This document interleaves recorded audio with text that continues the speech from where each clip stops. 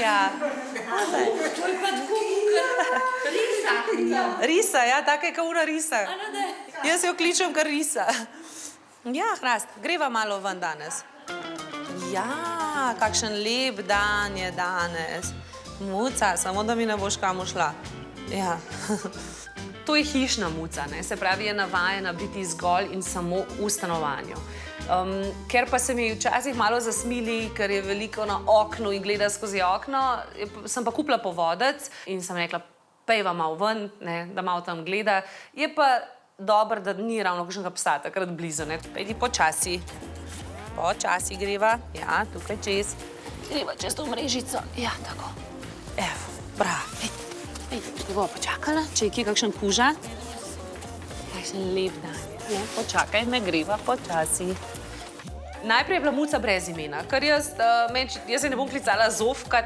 Zakaj, če vemo, da je to muc, ne? Mucna je muc, ne?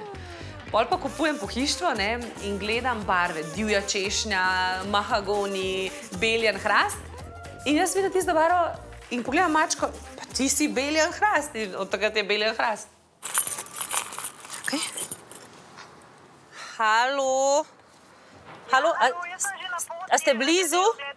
Ja, ste blizu. Okej, vas čakam doma. Živijo, živijo. Ojoj, čakaj, muca. Greva zdaj mi noter, veš? Čakaj, te bom jaz nekla, pej.